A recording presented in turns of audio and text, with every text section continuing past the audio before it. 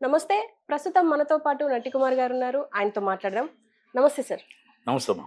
కవిత మీద కేసీఆర్‌కి కోపం ఉందా? అనే క్వెషన్ ఏర్పడుతుంది. ఎందుకంటే ఇప్పటివరకు ఢిల్లీ లిక్కర్ స్కామ్‌కి సంబంధించి ఏం మాట్లాడలేదు. ఈవెన్ తీహార్ జైల్‌లో ఉన్నప్పటికి మళ్ళీ సీబీఐ కేస్ పెట్టినప్పటికీ అసలేం మాట్లాడట్లేదు కేసీఆర్. నిన్న కేటీఆర్ వెళ్లి మాట్లాడించారు. అయినప్పటికీ కేసీఆర్ ఎందుకు మౌనం కేటీఆర్ పాటిస్తున్నారు? గారు బయట మాట్లాడుతున్నారు. కేసీఆర్ గారు లోన మాట్లాడుతున్నారు. ఎప్పుడు కూడా ఆయన ఎప్పుడు బయట మాట్లాడడు. ఆయన పైన ఆయన చేసి వాళ్ళ కూతుర్ని ఎలా బయటకు రావాలి, ఏంటి, ఏ విధంగా రావాలి, ఏ విధంగా ఉంటే బాగుంటుంది అని చూసుకుంటున్నారు. తప్పు జరిగిందా, ఒప్పు జరిగిందా, ఏం జరిగిందా అనేది చట్టం తన పని తను చేసుకుపోతుంటుంది. కూతుర్ని కాపాడుకోవడానికి తండ్రి కూడా ప్రయత్నం చేసుకుంటాడు కదా. హ్మ్. ఏది నిజాలు బయటపడడానికి ఆ బెయిల్ ఎలా రావాలి, ఏ విధంగా రావాలి, గవర్నమెంట్లు ఏ విధంగా సహకరిస్తాయి, ఎలాగున్నాయి, ఈ డిపార్ట్మెంట్లు ఏంటి, లా ఏంటి అనేది ఆయన చూసుకుంటాడు. కూతురు దగ్గరికి వెళ్ళలేదు అంటే 1,00,000 కారణాలు ఉంటాయి, కోపాలు ఉండవు. కాకపోతే ఎందుకంటే ఇక్కడ ఎళ్లి బయట నుంచి లాన్ నుంచి ఆయన వర్క్ ఏం చేయాలో ఆయన వర్క్ చేస్తూ ఉంటాడు. ఓకే. అండ్ కేసీఆర్ మీద కోపం ఉంటే, కేసీఆర్ మీద చూపించాలి గానీ, ఇప్పుడు నిన్న అంబేద్కర్ జయంతి. దానికి సంబంధించి అక్కడ సచివాలయం దగ్గర అంబేద్కర్ విగ్రహం ఎంత పెద్దదో అందరికి తెలిసిందే. దాని పైన ఒక దండ గాని, ఈవెన్ గేట్‌లకు తాళమేసేసి ఉంచారు. ఎందుకు కాంగ్రెస్‌కి ఇంత వివక్ష అని చెప్పేసి మాట్లాడుతున్నారు బయట. మీరేమంటారు? రాజ్యాంగం తెచ్చింది అంబేద్కర్. అంబేద్కర్ గారిని ఎవరు అవమానించరు నాకు తెలిసి. ఎందుకంటే రాజ్యాంగంలో అంబేద్కర్ గారిని ఫస్ట్‌గా గౌరవించేది కాంగ్రెస్ పార్టీ ఉంటది. హ్మ్. ఎందుకంటే అక్కడున్న వ్యక్తి ఖార్గే గారు అంబేద్కర్ వారసత్వమే. అలా మొత్తం టోటల్‌గా వారసులు గాని, అంబేద్కర్ గారి కోసం గాని అంతా కూడా కాంగ్రెస్ పార్టీ హెవీ ఉంటుంది. కనుక అక్కడ ఎందుకు జరిగిందో, ఏం జరిగిందో, ఎక్కడ లోపం ఉందో నాకంత అవగాహన లేదు కాబట్టి, దానికోసం నేను పెద్దగా మాట్లాడలేను. ఎందుకంటే రాష్ట్రం అంతా కూడా ఏప్రిల్ 14 జయంతి చేశారు. అక్కడ ఒక్కడ కూడా ఏం జరిగిందో, ఏంటి అనేది అది మనకంత ఐడియా లేదు. నేను దానికోసం వాకప్ చేయలేదు కాబట్టి, ఓకే. కనుక ఆయన మన రాజ్యాంగ నేత. కనుక హ్మ్. ఆయన్ని ఎవ్వరు అవమానించరు. ఆయన అవమానం ఎక్కడ జరగకూడదు, జరగకూడదు కూడా. ఓకే. అండ్ ఫోన్ ట్యాపింగ్‌కి సంబంధించి ప్రముఖ సినీ నిర్మాత పైన కేసు నమోదైంది. 'మైత్రి మూవీ మేకర్స్'. యెస్. ఆ! దీని గురించి అది ఎంత నిజాలో, ఎంత అబద్ధాలో తెలీదు. 'Naveen Yerneni' is already biggest in producer and cinema industry. హ్మ్. బిగ్గెస్ట్ అంటే 'పుష్ప', 'జనతా గ్యారేజ్' అన్ని బ్లాక్ బాస్టర్ హిట్స్. ఆల్రెడీ కొన్ని వేల కోట్ల అధిపతి, కొన్ని వేల కోట్ల ఇన్వెస్టర్. కనుక ఈరోజు ఆయన ఎన్ఆర్ఏ ఆయన చాలా పెద్ద మరి అలాంటి ఆటిల్లో ఒక రాధాకృష్ణరావు గారితోటి 100 కోట్ల డీల్‌లో ఏదో ఒకళ్ళు కిడ్నాప్ చేయించారు అని అంటున్నారు. ఎంత నిజమో, ఎంత అబద్ధమో పూర్తిగా తెలీదు. కథనాలు మాత్రమే. అది ఎఫ్ఐఆర్ జూబ్లీహిల్స్‌లో అయిందంటున్నారు. నిజంగా జూబ్లీహిల్స్ ఎఫ్ఐఆర్ అయితే మరి ఆయన కిడ్నాప్ చేయించడానికి అంతగా పాకులాడాడా? మరి ఏమైనా డబ్బుల విషయాల్లో ట్రాన్సాక్షన్స్ ఉన్నాయా? అంటే ఒక్కటి మాత్రం వాస్తవం. షార్ట్ టైమ్‌లో కోటీశ్వరులైనోళ్ళందరూ గూడా ఏదో కేసులో ఇరుక్కోవాల్సిందే. షార్ట్ టైమ్‌లో కోటీశ్వరులైన షార్ట్ టైమ్‌లో మనం ఏదైతే డబ్బుతో ఒకానొక టైంలో మనమేంటి ఈ టైంలో డబ్బుతో వస్తున్నప్పుడు, ఆ డబ్బుతో వస్తున్నప్పుడు ఏదో కేసులో కనబడుతూనే ఉంటాం. కనుక మన ఎదుగుదలకి ఇలాంటి లింకులకి కంపల్సరీ లింక్ ఉంటుంది. ఎక్కడో లింక్ ఉంటుంది. కనుక ఆ నవీన్ ఎన్ఎన్ నవీన్ గారు కూడా మరి బాగా ఒక షార్ట్ టైమ్‌లోనే చాలా వేల కోట్లకెళ్ళిపోయారు ఆయన. కనుక ఇప్పుడు చాలా మందితోని ఆయనకి బాగా రిలేషన్‌షిప్ ఉంది. కనుక ఆల్ పార్టీస్‌తో లింక్స్ ఉన్నాయి. కనుక మరి దాంట్లో మరి ఏదైనా రాధాకృష్ణరావు గారితోని ఏమైనా లింక్ ఉందా? లేకపోతే ఏమైనా చేశారా? ఆయన మరి సినిమాల్లోనే నిర్మాతే కాదు కదా! వేరే వేరే బిజినెస్‌లు కూడా ఉన్నాయి కాబట్టి అలాంటివి ఏమైనా జరిగుండొచ్చు. ఎందుకంటే అన్నీ చెక్ చేయకుండా ఎఫ్ఐఆర్ కూడా చేయరు కదా! హ్మ్. పోలీసులు ఇన్వెస్టిగేషన్ చేస్తే తెలుస్తది నిజాలు. కానీ ఇది నిజంగా సినిమా ఇండస్ట్రీ కొంచెం బ్యాడే. ఆయనకి కూడా కొంచెం బ్యాడే ఇది.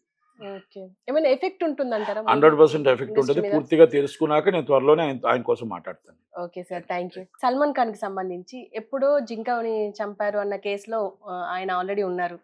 దీనికి సంబంధించి ఏంటంటే ఇప్పుడు ఒక న్యూస్ ఏంటంటే ఆయన ఇంటి పైన దాడి చేశారు. ఇది ట్రైలర్ మాత్రమే. ఇంకా ముందుంది పండగ నీకు అని చెప్పేసి ఒక గ్యాంగ్, బిష్నోయ్ గ్యాంగ్ అని చెప్పేసి వార్నింగ్ ఇచ్చారు. దీని గురించి మీరేమంటారు? అంటే ఒకటమ్మా 'సల్మాన్ ఖాన్' మీద ఇంతకుముందు కూడా థ్రెట్ వచ్చింది. ఇంతకుముందు కూడా ఒక రెక్కీ జరిగింది. ఇంతకుముందు కూడా ఆయనకి వార్నింగ్ ఇవ్వడం జరిగింది. మళ్ళా బాంద్రా పోలీస్ స్టేషన్‌లో కంప్లెయింట్ ఇవ్వడం జరిగింది. ఈ so many time is already 4+4 gunmen ఇచ్చారు. ఇంటికాడ కూడా ఫుల్ సెక్యూరిటీ ఇచ్చారు. జీప్స్ ఇచ్చారు. మొత్తం టోటల్‌గా భద్రత కూడా గట్టిగానే పెంచారు. హ్మ్. మరి అంత భద్రతలో కూడా వచ్చి ఒక ఫైరింగ్ చేసి ఎళ్ళాడు అంటే అది భద్రత వైఫల్యం అయి ఉంటుంది. ఇక్కడ భద్రత వైఫల్యం అయ్యి ఉండొచ్చు. ఆ భద్రత వైఫల్యం ఎవరున్నారో మొత్తం సిబ్బంది ఎవరున్నారో వాళ్ళందరి మీద యాక్షన్ తీసుకోవాలి. సల్మాన్ ఖాన్ గారికి ఇప్పుడే కాదు ఎప్పటి నుంచో కొంచెం ఆయన థ్రెట్ ఉందని తెలుసు. ఆ థ్రెట్‌లో మరి యాక్షన్ తీసుకోవాలి వీళ్ళు. మరి పోలీస్ డిపార్ట్మెంట్ సిండే గారి మాటలు కూడా చూశాను. ఇమ్మీడియేట్‌లీ నేను 2, 3 రోజుల్లో ఎంక్వైరీ చేసి మనిషి ఉన్నప్పుడే ఎంక్వైరీ కాదు. సెక్యూరిటీ టైట్ చేసి జాగ్రత్తగా చేయాలి. సిండే గారు కూడా దాంట్లో జాగ్రత్తగా చూసి టైట్ చేయాలి. మనిషికి ఏమైనా జరిగిన రోజు మనం చెప్పడం కాదు. జరగకుండా జాగ్రత్తగా చూసుకోవాలి. ఆల్రెడీ 3, 4 టైమ్స్ ఆల్రెడీ థ్రెట్స్ వచ్చాయి. ఆల్రెడీ రెక్కి జరిగింది, ట్రయల్ జరిగింది. జరిగినప్పుడు ఒకళ్ళో ఇద్దరిని అరెస్ట్ చేయడం జరిగింది. ఫోన్ కాల్స్ వచ్చాయి, మెయిల్స్ వచ్చాయి. సో మెనీ టైమ్స్ కనుక అంత సీరియస్‌గా తీసుకోగలగాలి. ఒకవేళ మనిషికి జరగవలసింది జరిగితే ఏమవుతుంది? కనుక very popular man Salman Khan. ఎందుకంటే చాలా పాపులర్‌గా ఉన్న వ్యక్తి దేశంలో. కనుక అలాంటి వ్యక్తి మనం కూడా కాపాడుకోవాల్సిన బాధ్యత ఉంటుంది కాబట్టి సెక్యూరిటీ టైట్ సెక్యూరిటీ ఇచ్చి వాళ్ళ మీద కూడా మొత్తం టోటల్‌గా bullet proof car already bullet proof car ఉన్నట్టుంది. బుల్లెట్ ప్రూఫ్ అన్నీ కూడా పెట్టుకొని జాగ్రత్తగా జాగ్రత్త చేసుకోవాల్సిన బాధ్యత ఉంది. ఇది డిఫరెంట్ గ్యాంగ్స్ ఉన్నాయి. ఆ డిఫరెంట్ గ్యాంగ్స్ అన్నీ కూడా ఆ టైప్ ఆఫ్ గ్యాంగ్ ఒకటి. ఆ గ్యాంగ్ కూడా ఎనీ టైమ్ వాళ్ళు ఆల్రెడీ వార్నింగ్ ఇస్తూనే ఉన్నారు. ఇప్పుడేం కొత్త కాదు. మేము చంపేస్తాం ఇస్తున్నారు కాబట్టి వాళ్ళని పట్టుకోవడానికి మనం ముందు ఒక బృందాలను ఏర్పాటు చేయాలి. ఆ ప్రాణం మనం కాపాడటానికి మనం చూడటానికి చేయాలి తప్ప ఏదో మనకు వచ్చినప్పుడు మనం ఏదో 2 స్టేట్మెంట్లు ఇచ్చి వదిలేయడం అనేది కరెక్ట్ కాదు. కవిత మీద కేసీఆర్‌కి కోపం ఉందా? అనే క్వెషన్ ఏర్పడుతుంది. ఎందుకంటే ఇప్పటివరకు ఢిల్లీ లిక్కర్ స్కామ్‌కి సంబంధించి ఏం మాట్లాడలేదు. ఈవెన్ తీహార్ జైల్‌లో ఉన్నప్పటికి మళ్ళీ సీబీఐ కేసు పెట్టినప్పటికీ అసలేం మాట్లాడట్లేదు కేసీఆర్. నిన్న కేటీఆర్ వెళ్లి మాట్లాడించారు. అయినప్పటికీ కేసీఆర్ ఎందుకు మౌనం పాటిస్తున్నారు? కేటీఆర్ గారు బయట మాట్లాడుతున్నారు. కేసీఆర్ గారు లోన మాట్లాడుతున్నారు. ఎప్పుడు కూడా ఆయన ఎప్పుడు బయట మాట్లాడడు. ఆయన పైన ఆయన చేసి వాళ్ళ కూతుర్ని ఎలా బయటకు రావాలి, ఏంటి, ఏ విధంగా రావాలి, ఏ విధంగా ఉంటే బాగుంటుంది అని చూసుకుంటున్నారు. తప్పు జరిగిందా, ఒప్పు జరిగిందా, ఏం జరిగిందా అనేది చట్టం తన పని తను చేసుకుపోతుంటుంది. కూతుర్ని కాపాడుకోవడానికి తండ్రి కూడా ప్రయత్నం చేసుకుంటాడు కదా. ఏది నిజాలు బయటపడడానికి ఆ బెయిల్ ఎలా రావాలి, ఏ విధంగా రావాలి, గవర్నమెంట్లు ఏ విధంగా సహకరిస్తాయి, ఎలాగున్నాయి, ఈ డిపార్ట్మెంట్లు ఏంటి, లా ఏంటి అనేది ఆయన చూసుకుంటాడు. కూతురు దగ్గరికి వెళ్ళలేదు అంటే 1,00,000 కారణాలు ఉంటాయి, కోపాలు ఉండవు. కాకపోతే ఎందుకంటే ఇక్కడ ఎళ్లి బయట నుంచి లాన్ నుంచి ఆయన వర్క్ ఏం చేయాలో ఆయన వర్క్ చేస్తూ ఉంటాడు. ఓకే. అండ్ కేసీఆర్ మీద కోపం ఉంటే కేసీఆర్ మీద చూపించాలి గానీ, ఇప్పుడు నిన్న అంబేద్కర్ జయంతి. దానికి సంబంధించి అక్కడ సచివాలయం దగ్గర అంబేద్కర్ విగ్రహం ఎంత పెద్దదో అందరికి తెలిసిందే. దాని పైన ఒక దండ గాని, ఈవెన్ గేట్‌లకు తాళమేసేసి ఉంచారు. ఎందుకు కాంగ్రెస్‌కి ఇంత వివక్ష అని చెప్పేసి మాట్లాడుతున్నారు బయట. మీరేమంటారు? రాజ్యాంగం తెచ్చింది అంబేద్కర్. అంబేద్కర్ గారిని ఎవరు అవమానించరు నాకు తెలిసి. ఎందుకంటే రాజ్యాంగంలో అంబేద్కర్ గారిని ఫస్ట్‌గా గౌరవించేది కాంగ్రెస్ పార్టీ ఉంటది. ఎందుకంటే అక్కడున్న వ్యక్తి ఖార్గే గారు అంబేద్కర్ వారసత్వమే. అలా మొత్తం టోటల్‌గా వారసులు గాని, అంబేద్కర్ గారి కోసం గాని అంతా కూడా కాంగ్రెస్ పార్టీ హెవీ ఉంటుంది.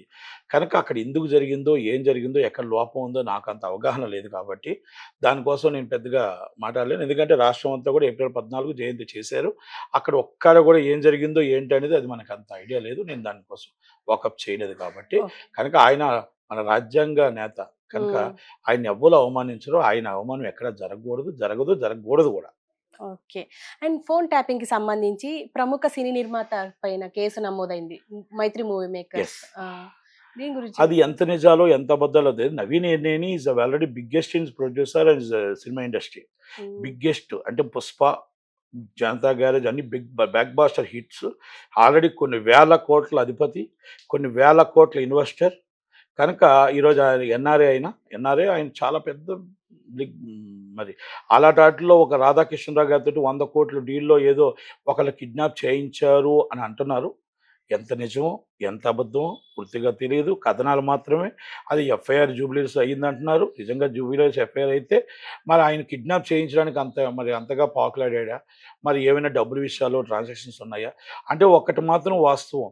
షార్ట్ టైమ్‌లో కోటీశ్వరులైన వాళ్ళందరూ కూడా ఏదో కేసులో ఇరుక్కోవాల్సిందే. షార్ట్ టైమ్‌లో కోటీశ్వరులైన షార్ట్ టైమ్‌లో మనం ఏదైతే డబ్బుతో